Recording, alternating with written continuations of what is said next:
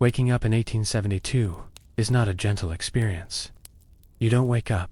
You are summoned back into the world by a dull thud, maybe a spit, hitting a tin bucket. Light enters through the cracks in the windows like golden, merciless blades. The air is thick, a mix of chewed tobacco, old sweat, and a faint hint of beans that refuses to disappear. You're lying in a corner of the most poorly ventilated saloon in New Mexico. The wooden floor is so old it creaks in protest under the mere weight of your gaze. The piano has been out of tune since before you were born, and there's a lingering smell of something that once was egg, or maybe shoe. In front of you, a steaming plate lands with the delicacy of a threat.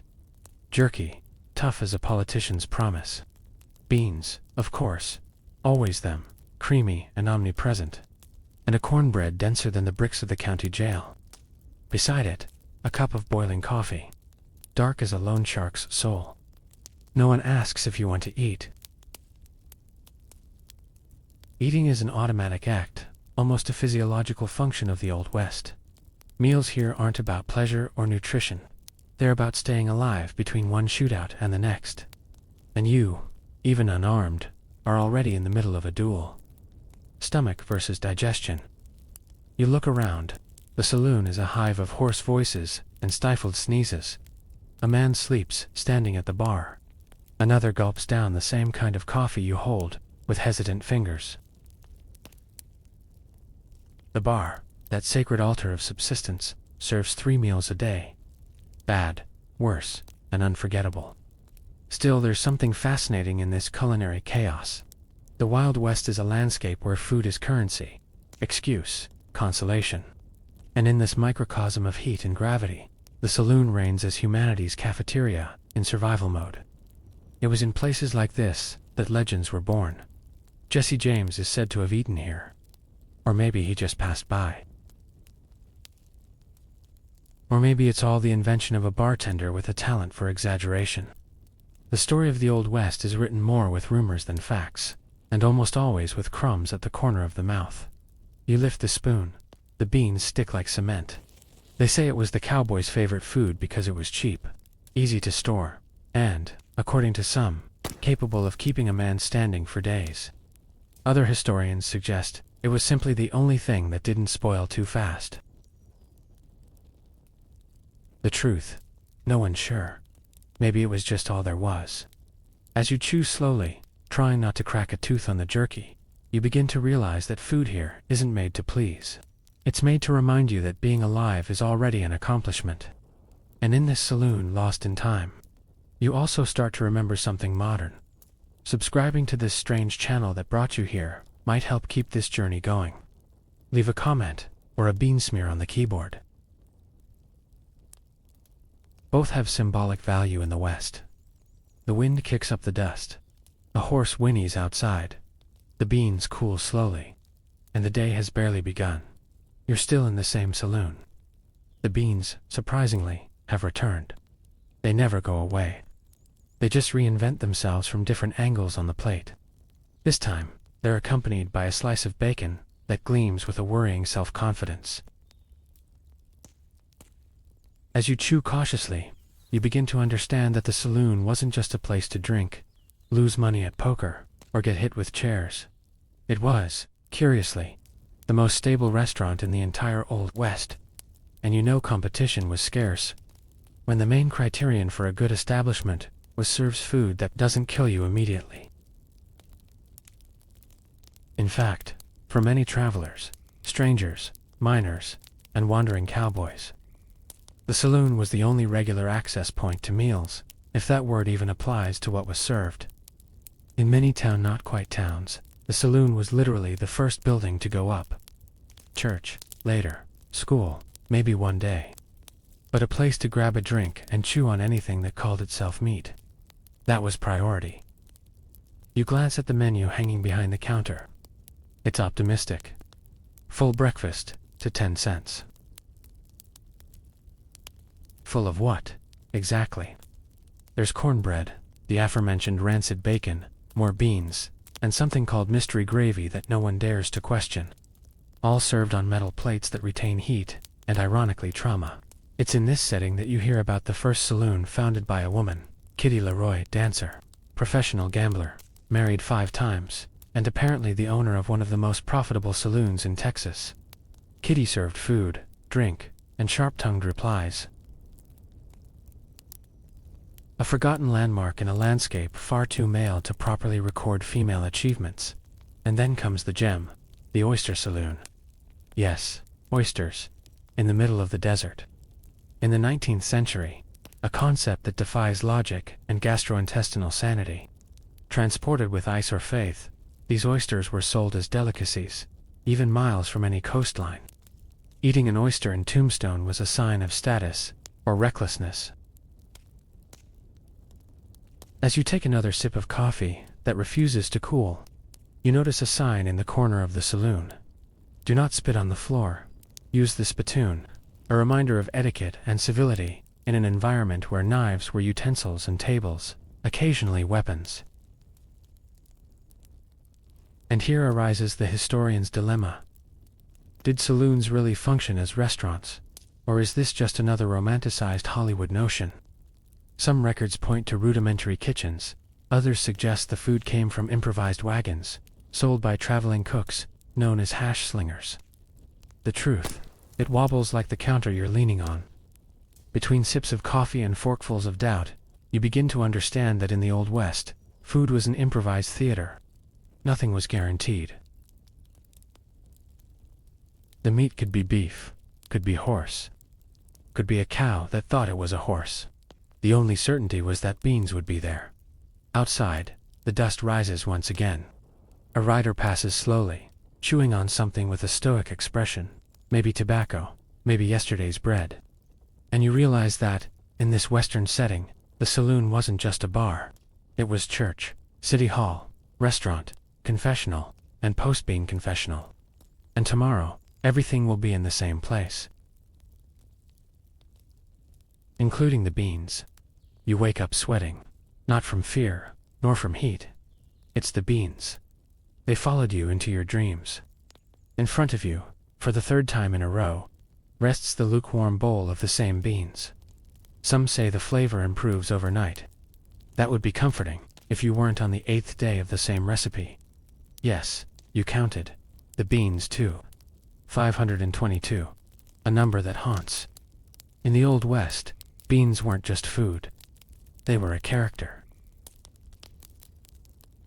They moved through meals with the ease of a bored sheriff. In the morning, they showed up at breakfast with bacon. At lunch, beside the jerky.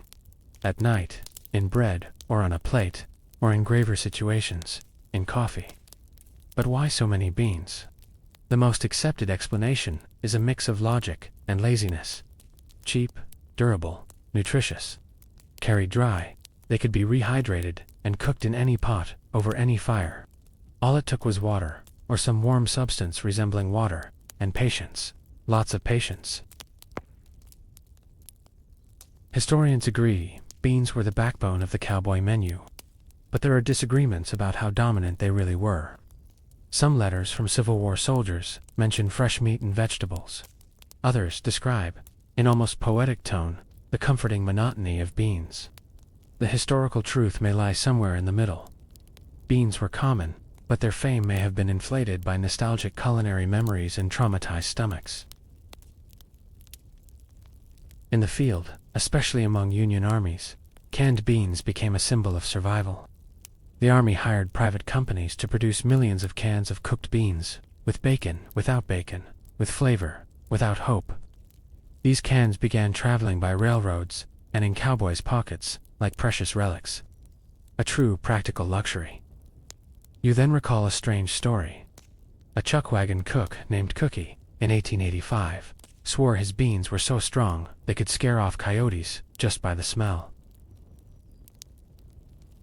Another tale tells of a rancher, nicknamed 3 Days, because that was exactly how long it took for his beans to be digested. No one asked how they found out. No one wanted to know. In the corner of the saloon, an old card player sleeps with his mouth open. His plate empty, still gives off the unmistakable aroma of garlic beans. You notice, with some discomfort, that he's still holding his fork. Beans, therefore, weren't just food. They were history by the spoonful. Idle talk. Time. Stewed. They were also a test of stomach, of conviction, of self-respect. Eating beans every day could make a man wise or completely indifferent to existence. And the doubt resurfaces. Did they really eat that many beans? Or did cowboys just talk about them a lot, because there wasn't much else to discuss? Because between shootouts, saddles, and cold nights, the only recurring topic was what came out of the pot. You leave the spoon in the bowl. The beans cool slowly again. And the West marches on, steady, in the eternal rhythm of controlled bloating. You've been chewing a piece of jerky for exactly 8 minutes. It still hasn't given in. The texture lies somewhere between saddle leather and sun-dried soggy straw. The taste is salt with undertones of despair. A man to your left remarks, as casually as if commenting on the weather, that he once broke a tooth on a badly cut shard. He laughed. The tooth, apparently, did not. Jerky, or shark, or dried meat, depending on where and when you ask, was the official protein of the West. Not for its flavor, but for its durability. It could travel for weeks, be forgotten in a saddlebag, rediscovered by another generation, and still be technically edible. Sometimes even tougher. You look at the plate, with a reverent mix of fear and anthropological curiosity. Was this what sustained cowboys on long journeys? This and faith, probably. And beans. The preparation process involved cutting thin strips of meat, salting to the point of regret, and leaving them to dry in the sun. The salt wasn't a seasoning, it was a preservative. And the drying, done on improvised racks, created a landscape where cattle resurrected as translucent ribbons fluttering in the wind. You hear a story told by a man named Bill. He says that in 1879, he saw a cowboy talking to a hanging piece of jerky. "You used to be happy, huh?" the cowboy supposedly said, philosophically. Bill doesn't laugh. Maybe because the story is true. Maybe because he was that cowboy. The pre-refrigeration meat transport system bordered on the fantastic. Cuts were salted, smoked, or dried, then hauled in wagons, wrapped in cloth, or in boxers filled with sawdust, sometimes in barrels of melted fat. It was a true logistical ballet between spoiling and not spoiling. One miscalculation, and you had a botulism banquet. Finding fresh meat was a luxury. Much of the cattle raised in Texas was sent north along long trails like the famous Chisholm Trail, and most cowboys ate the same meat they were herding. That's right. Riding with live cattle and eating their dried relatives at night. A cycle lacking in symbolism. Here arises a common question among historians. How didn't all these men die of food poisoning? Period accounts describe dusty meals, maggoty meat, accidentally fermented milk, and an idea of expiration dates based more on faith than science. Maybe their stomachs were different. Maybe the reports are exaggerated. Maybe they did die, just not fast enough to make the statistics. You chew slowly. The meat is still there, intact, in its ancestral resistance. A part of you respects that tenacity. At the back of the saloon, a skinny dog growls at a fallen strip of jerky. He backs away. You understand. Outside, the sun slowly descends over the plain, and you wonder if the night will bring something gentler. Spoiler, it will bring coffee. The coffee reaches you like a warning, hot, dark, and served in a mug that's seen more shootouts than clean dishes. You bring the liquid to your lips with caution. It burns not just from temperature, but from aggression. It's a coffee with no sweetness, no frills, no apologies. A liquid with the personality of a tired sheriff, and yet, comforting, in a masochistic way, of course. In the Old West, coffee was more than a drink. It was a ritual. It started the day, fueled conversations, warmed cold hands, and served as an excuse not to answer questions. It was the liquid soul of the camp, the wagon, the saloon. Cowboys carried beans or pre-ground coffee in cloth sacks. Preparation was simple. Boil water, throw in the grounds, wait. Filtering. Only for those with time, filters, and a desire to live without surprises on the tongue. The traditional method was cowboy coffee, a handful of grounds straight into the pot, and a prayer to Saint Stomach. They said the pot was never washed, never, because it added flavor. This was stated with the conviction of someone who once mistook a toad for a potato and decided it was all part of the experience. Some saloons boil the same brew for days, just topping off the water as it evaporated. The bottom of the pot, ancestral mystery. Some believed it held the secrets of the universe. Others, bacteria with their own social lives. Coffee also marked the line between civilization and utter abandonment. If there was fire in coffee, there was hope. Even if the spoon could stand upright in the mug. There were tales of cowboys sleeping cuddled up with the pot for warmth and comfort. Others preferred pouring coffee directly on bread to mask the texture of gravel. You watch an old man in the corner, stirring his coffee slowly with his finger. He mutters something about the good times in Cheyenne, when coffee was so strong it made the horse march on its own. You don't ask for details. Coffee is respected. Coffee is feared.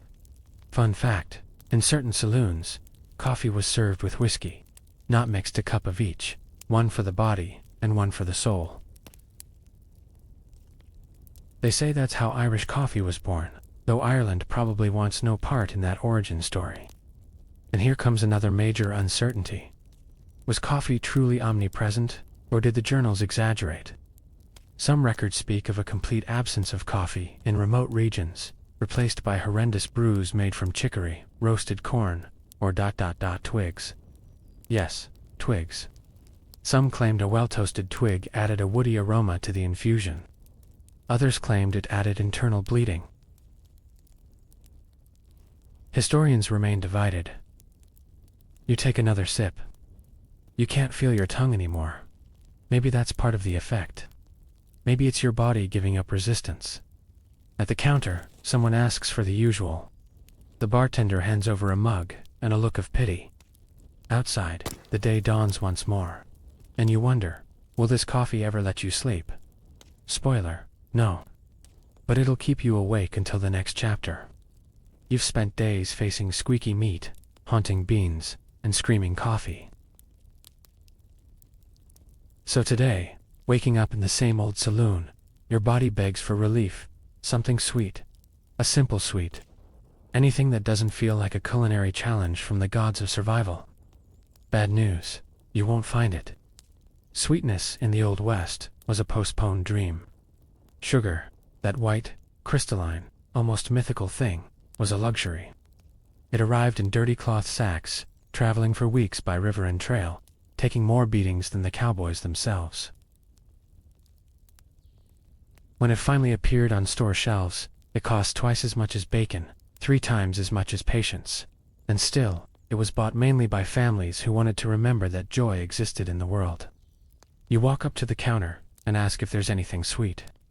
The bartender sighs and slides over a peppermint candy that looks like it survived a war. Wrapped in yellowed paper, it's more symbol than sustenance. You pop it in your mouth. It melts with the enthusiasm of limestone. Desserts, when they existed, were rudimentary. Cakes made with pork fat instead of butter, sweetened with molasses or dried fruit. Apple pies where the apple was optional. Cookies as hard as a drifter's promises. And if you were truly lucky, some local cook had saved enough sugar to make snickerdoodles, cinnamon cookies, that tasted like home and longing. There's a curious account of a wedding cake sent from San Francisco to El Paso in 1877. It took 2 months to arrive and came almost intact, packed in wax and faith. It was served at a party where no one knew exactly what frosting was, but everyone cried with emotion. The most common sweets came from Chinese and Mexican merchant caravans, candied fruits, coconut confections, sweet bean pastes, milk-based treats. Regional delights, trying to soften a diet made of salt and dust. The favorite saloon dessert, if it can be called that, was a kind of bread with molasses, served in rough chunks like more punishment than reward. Sometimes they added raisins. But raisins came with their own risk category: shriveled, hard, and occasionally tinged with fermentation. And here arrives the academic uncertainty of the day. Did cowboys really care about sweets? Or is this modern craving for dessert just projection? Some diaries mention missing their mother's cakes. Others go years without mentioning anything sweet. Maybe it was absence. Maybe it was trauma. You meet an old lady, sitting in the corner of the saloon, selling slices of something she calls desert cake. The texture is a cross between plaster and cornbread. She says it's a family recipe. You believe her, because there's too much sadness in her voice for it to be a lie. With the first bite, you notice there is sugar. Yes, a pinch. But it's like a distant memory. You don't taste it clearly, you just recognize that it was once there.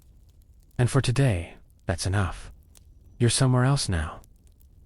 The saloon is behind you, wrapped in the smoke of reheated coffee and the endless echo of beans. In front of you, the scenery changes: a clearing, the gentle sound of leaves in the wind, and the aroma of something vegetal. For the first time in days, your stomach doesn't go into a defensive stance. You've been invited to a meal with a group of Native Americans. The air moves at a different pace, and the fire crackles unhurriedly. Unlike the noisy west of the saloons, here food is made in the rhythm of the earth. The meal isn't shouted, rushed, swallowed. It unfolds. You observe the preparation: roasted corn with ash, pieces of fish wrapped in leaves, roots slowly cooked into delicate flavored, comforting textured creams.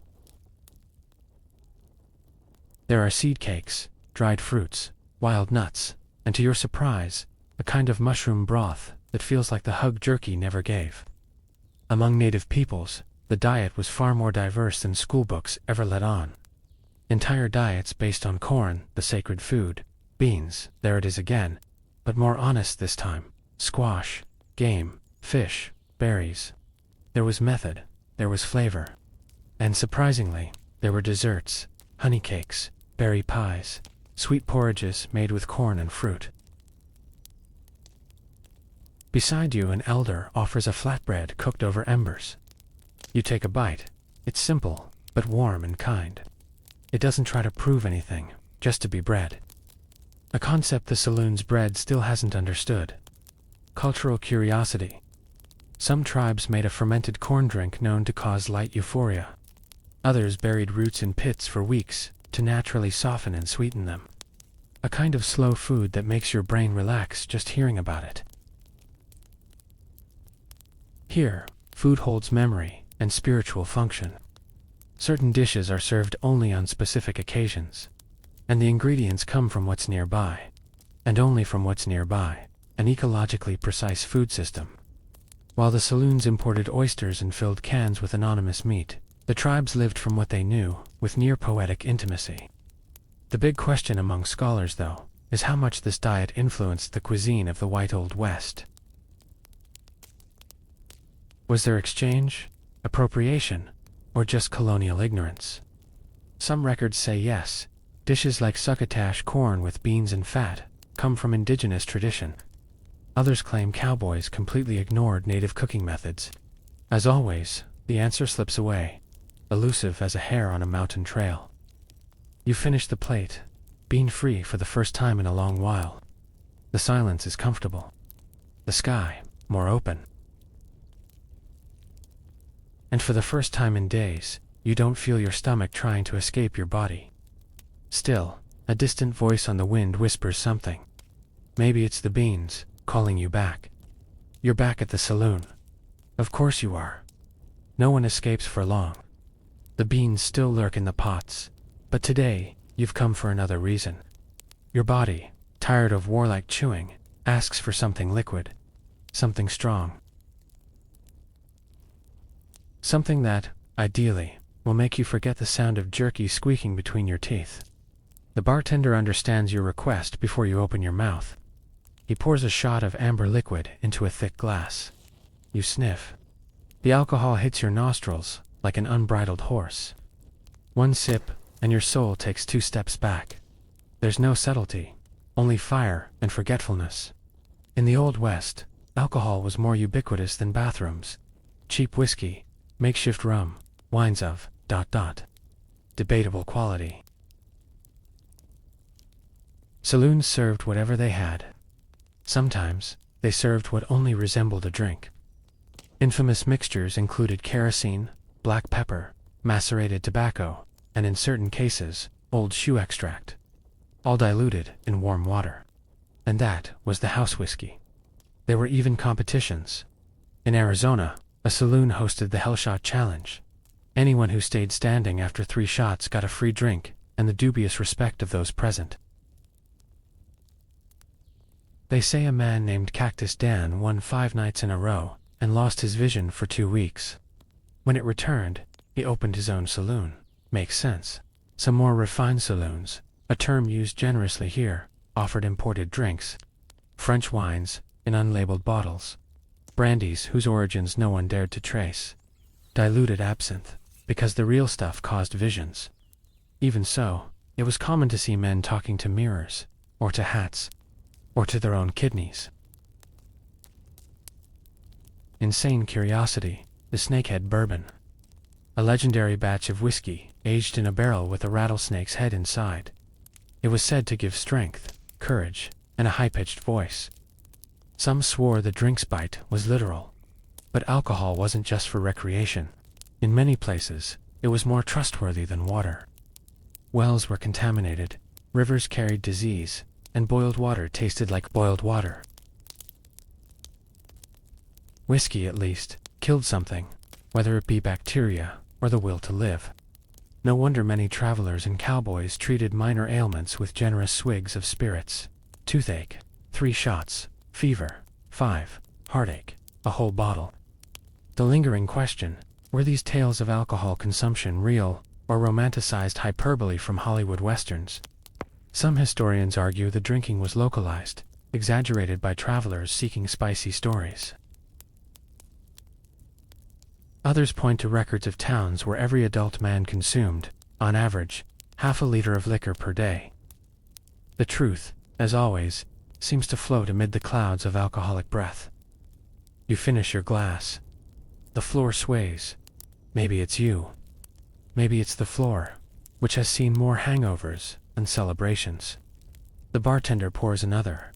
You decline with a gesture. He smiles. First time someone says no to forgetting, he murmurs.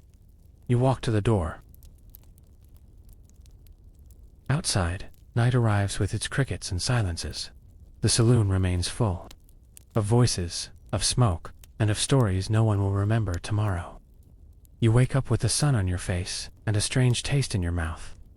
You haven't had anything to drink yet today, so whiskey isn't to blame. You head to the counter.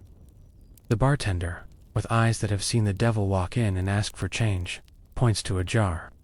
A huge glass jar with murky liquid in oval shapes floating inside. Pickled egg, he offers, like someone proposing a pact. You accept. You don't know why. Maybe curiosity. Maybe moral exhaustion. The egg is green, not moldy, not exactly. It's a green born of poor aesthetic decisions. You bite. The texture is spongy, the taste acidic, and the regret immediate. It's like biting into a vinegar nightmare. Pickled eggs were, and still are, a bar tradition. The reason? Simple. They outlast any customer. In a time when refrigeration was a distant and dangerous idea in every sense, preserving food meant drowning it in acidic liquids and hoping for the best. Vinegar, brine, spices, all in reused jars, sealed with hope. But eggs weren't alone in this horror catalog. Pork submerged in lard, pickles kept eternally crunchy through unspecified chemical processes, beef tongues with fossilized mustard. These were the bar snacks, and they stared back at you. You hear about a popular miner's recipe, offal gelatin, a cold dish made from meat scraps, innards, collagen, and a touch of lemon. The gelatin wasn't optional, it was inevitable. Some said it worked as thermal insulation for the stomach. Cultural curiosity you never asked for. In some frontier saloons, Pickled watermelon rind was common, the white part cut into strips, cooked in sweet vinegar and cloves, a flavor best described as unexpected. Food preservation wasn't just practicality, it was a matter of life and death, literally, botulism. That tiny, invisible, and lethal entity made its silent rounds, but no one really understood that back then.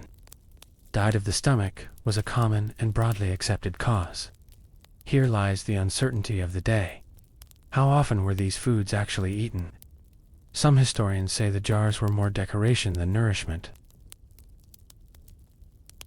Others claim cowboys ate anything that stayed still for more than 2 minutes. You wonder if that pickled egg was real, or just a sensory experiment to test your sanity. The bartender laughs, as if hearing your thoughts. Around you, the saloon carries on. A man chews slowly on a slimy pickle. Another tries to open a jar of smoked intestines. You realize that here, appetite isn't desire, it's instinct. And you, who came looking for a light snack, now understand that every bite is a decision. You leave the saloon behind for a while. The smell of beans and vinegar still trails you like an unsettled debt, but now the setting shifts. You're in a mining camp, where the air smells of metallic sweat, dynamite, and poorly cooked ambition. Tents spread like poorly pitched mushrooms. Piles of rocks. Holes in the ground. Men covered in mud and hope. You walk up to an improvised food wagon. It's more of a barrel, with wheels and smoke. The cook, a fellow named Lemuel, smiles toothlessly. "Soup today," he says. The soup, as you'll soon discover, is warm water with things in it. Some of them vegetables, others, concepts of vegetables. Food in mining camps was the opposite of sophistication. Fast, hot, and cheap. Sometimes, only 2 out of 3. Miners ate in a hurry, between absurd shifts, and anything would do. Gray oatmeal, porridge, rice, stuck to itself, flour cakes that resembled sad pillows. But there were surprising exceptions. Many mining camps, especially in California, had a strong presence of Chinese immigrants, and with them came cooking techniques that defied the West's monotony. They used everything: leaves, roots, small meats, dried fish, spices carried in silk pouches. They built stone stoves, steamed rice, and made light broths with herbs no one else recognized, and therefore distrusted. An 1853 account describes a meal made by Chinese miners as aromatic, elegant, and slightly confusing. The author, a Brit, admitted he didn't know what he was eating, but confessed his stomach was mysteriously grateful. Another curiosity. Pigeons. Yes, pigeons. They showed up at the tents like flying opportunities, roasted whole or shredded into pies. A well-known miner named Gus, 2 Fingers, sold spicy pigeon hand pies. No one knew the exact origin of the pigeons. It was better not to ask. The recurring problem was preservation. No ice, no turnover. Food spoiled fast.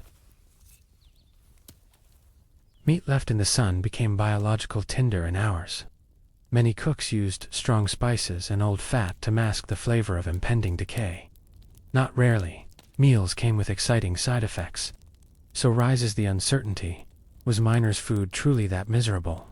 Or were the accounts exaggerated by city dwellers who expected set tables in the mud? Some claim there were even regular menus, with vegetables brought by wagon, chickens kept in cages, and homemade bread. Others describe meals so disastrous they seemed like intestinal purification rituals. You look at the plate Lemuel offers you. A meat stew with something that resembles turnip, or cooked apple, or maybe none of the above, but it's hot, and that's more than one can expect from many things around here. Around you, men eat in silence, staring at their dirty hands. The sound of shovels hitting earth blends with spoons scraping cans. And for the first time, you understand that in the Old West, even eating was a form of digging for survival. You board the train with the elegance of someone who has already faced mud soup, coffee bitter as debt, and an egg that should have been buried and forgotten. The whistle blows, the floor trembles, and for the first time in days, a tablecloth, white, immaculate. You touch it just to be sure it's real. The dining car is a metallic miracle in motion.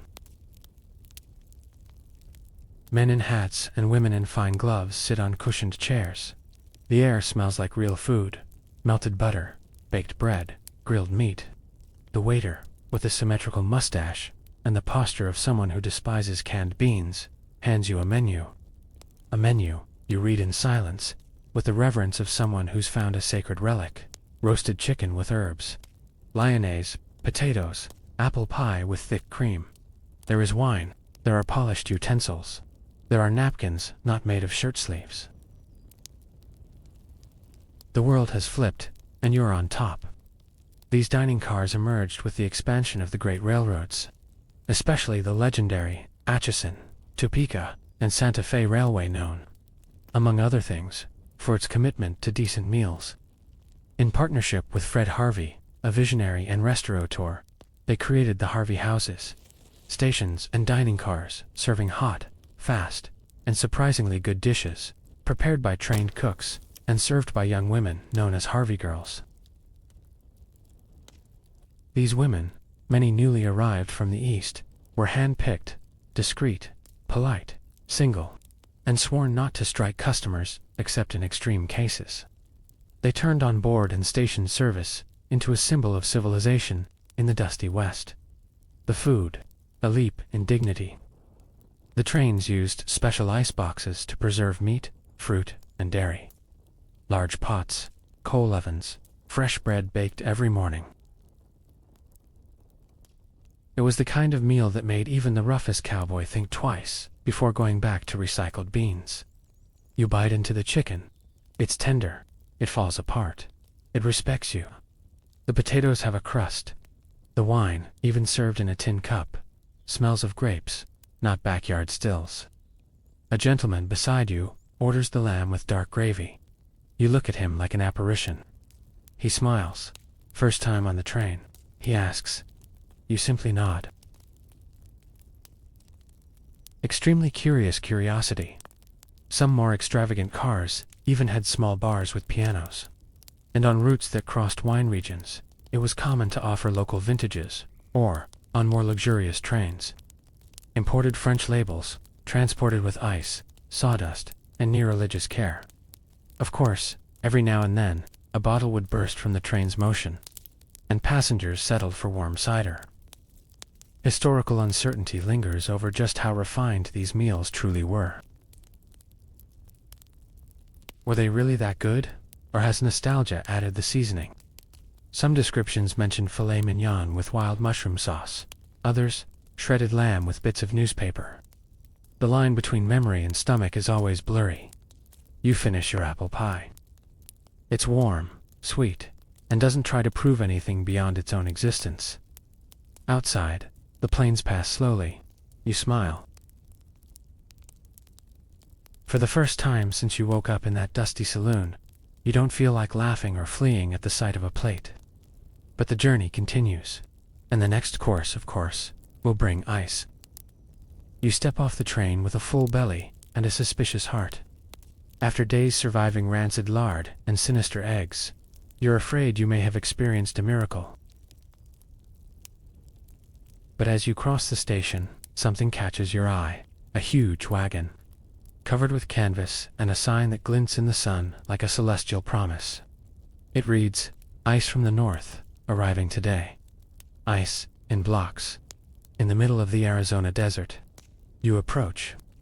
The men unload it with iron tongs, covered in sweat and reverence. Each block is wrapped in sawdust, preserved like translucent gold. One breaks on the ground. A child runs up and licks the shard before anyone can say no. She faints from joy. Before ice, the West lived on the edge of spoilage. But the arrival of refrigeration in the late 19th century changed everything. Literally, for the first time. Meat could be transported without being turned into salt bricks. Fish could survive more than a day out of the river. Milk no longer had to be boiled into accidental cheese. Companies began building refrigerated rail cars. structures lined with cork, packed with ice imported from northern lakes, like the famous Walden Pond. This ice was cut in winter and stored for months in underground sheds.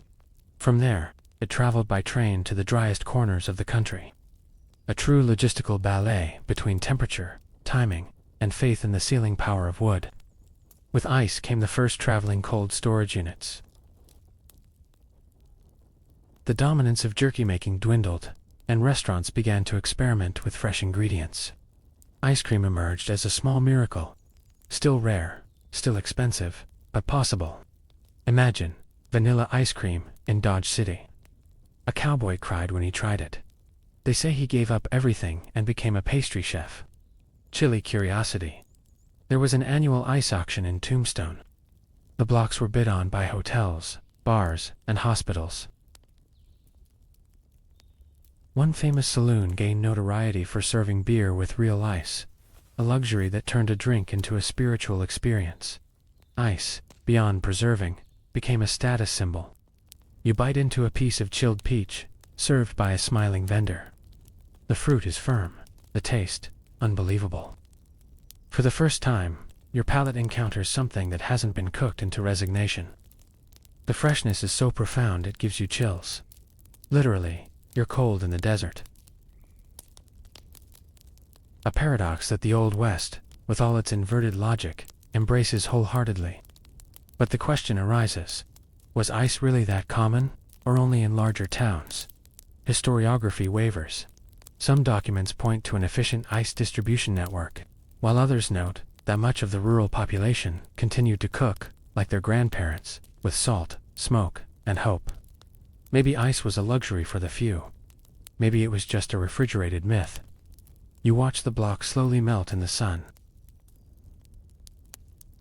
A dog licks the puddle with devotion. The town breathes a little slower.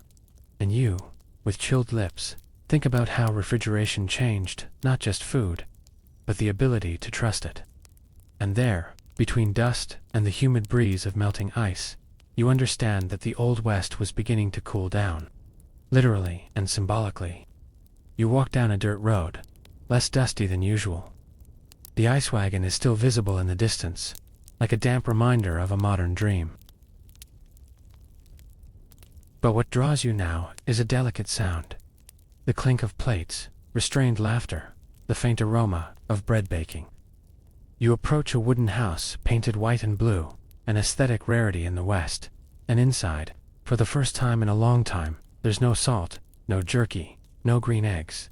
There are women, cooking, and not as invisible maids of the saloons, but as protagonists of their own kitchens, feasts, and recipe books. You step inside. They look at you, measure your soul, and decide you deserve a slice of pie. "It's vinegar," says an elderly woman with cloud-like hair and oven hands. You hesitate, but take a bite. The pie is surprisingly gentle, tart, sweet, as if someone tamed a lemon with care and flour. She laughs. "My mother's recipe. Good for when there's no fruit, no proper sugar, just vinegar, ... And faith. This kitchen is different. It smells of time well spent.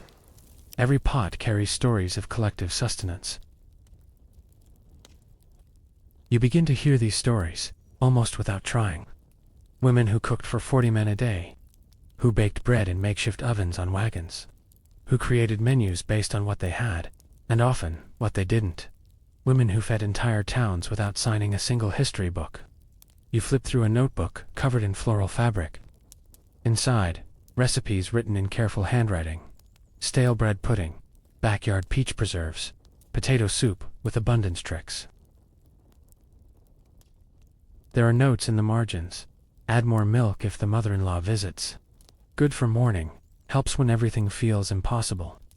During community banquets, harvest festivals, weddings, church gatherings, these women took full command of the table.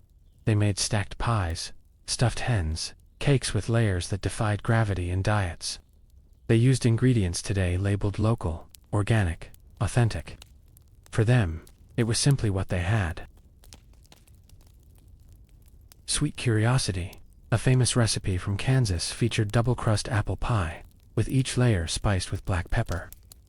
To remind us life has a real taste, said the author. The name of the recipe: honor pie. Because no one asked for a second slice without earning it. But there's an ache. Almost none of these recipes made it into the books. When people speak of Old West cuisine, they mention beans, meat, coffee, whiskey. Not the grandmother's corn pudding, or the buttermilk pie served at funerals. These cooks' voices were drowned out by gunfire and the pens of male chroniclers. And so, history lost the scent of yeast and the sound of wooden spoons hitting bowls. Modern historians are trying to rescue these forgotten notebooks. But many were burned, lost, used to start fires. Debate remains over what was truly served regularly in Western homes. Some say the variety was far greater than assumed. Others claim these recipes were rare exceptions amid scarcity. You finish your slice of pie. A young woman offers you tea. It's made with leaves picked nearby. It tastes like fields, like comfort, like something made with time. As you sip, you realize that perhaps the richest part of Western cuisine wasn't in the saloons or gourmet train cars, but in these modest homes, where food was made with stories, not weapons. And so, you remember everything you've eaten so far. And all that was nearly forgotten. You leave the women's house with a comforted palate and a lighter heart. But soon you notice, something has changed. The streets are wider, the facades more uniform. The decrepit saloon that once spewed beans and whiskey now sports a new sign: family restaurant, homemade and modern food. The dust still dances in the wind, but now it's a less chaotic dance, more rehearsed. You cross the street.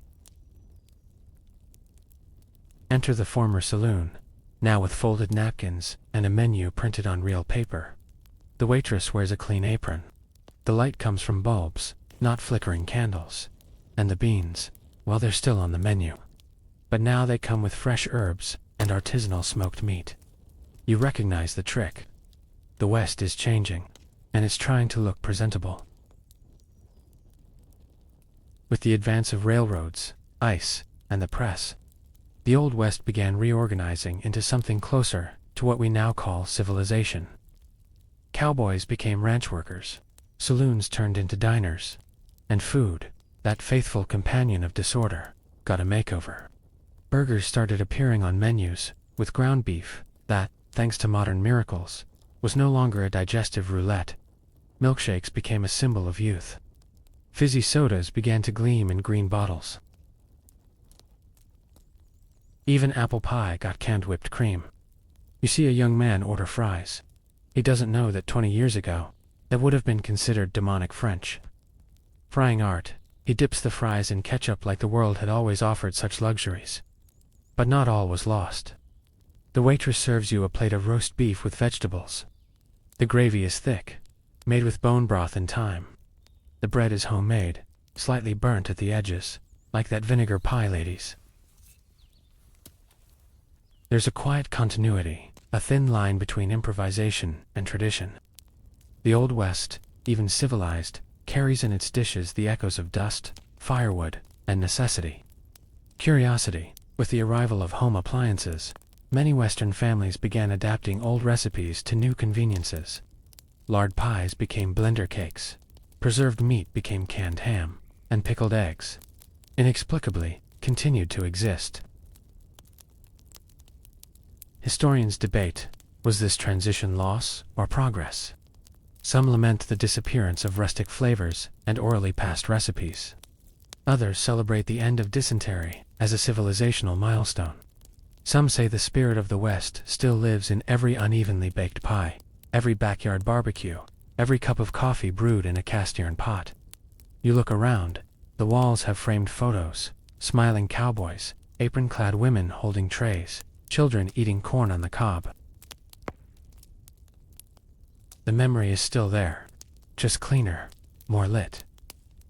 You finish your meal. The flavor is honest, familiar, and, for the first time in a long while, it comes without the risk of death. As you leave, you hear a child ask his mother, "What's jerky?" She replies, "An old kind of meat, son." From when we had to chew on hope, You smile. The Old West is fading, but there's still a supper at the table. The town is quiet now. You walk the streets like someone leafing through the final pages of a well-worn book. The dust, once dancing violently in the dry air, now merely floats, unsure. The facades, which once shouted through crooked wood, sit silent under the purple twilight sky. You return, one last time, to the saloon. It's empty. No shouting, no glasses breaking, no smell of bacon blending with eternal cigarette smoke. Only the creak of the floorboards beneath your steps. And on the bar, a solitary bowl. The beans, of course they'd be there. You sit on the same stool. The bartender is gone. Just the glass, the bowl, and the beans cooling slowly. A spoon rests beside it, as if it gave up trying. Everything is slower now. Time seems to have pulled up a chair. The sun, leaning against the horizon, watches without urgency. The whole world holds its breath. You look at the bowl. It's not just a dish. It's a summary. A scar in the shape of food. A symbol of everything the West had to swallow to keep standing. The salt, the fatigue, the lack of choice, the creativity born only of need. The beans, humble and immortal, were perhaps the most honest food in this whole saga of dust and improvisation. Outside, the wind blows gently, as if sweeping the final scene of an old play. The chairs flipped upside down on tables wait for no one. The piano, mute for days, still holds the echo of a melody no one plays anymore. And you feel it's time to rest. The cowboys are gone. The miners returned east, or vanished into the earth. The saloons became markets. The cooks hung up their aprons, but the food remained, changed, renamed, but with the same soul. A bit of beans here, a bit of bacon there, a pie that insists on using vinegar. The memory served on modern plates. The bowl is cold now. You close your eyes. Outside, the dust settles like ancient snow. The sky deepens to a rich blue. And for a moment, the silence tastes like cornbread and sleepy coffee. Good night, traveler. The West is already asleep. And now, you may rest too.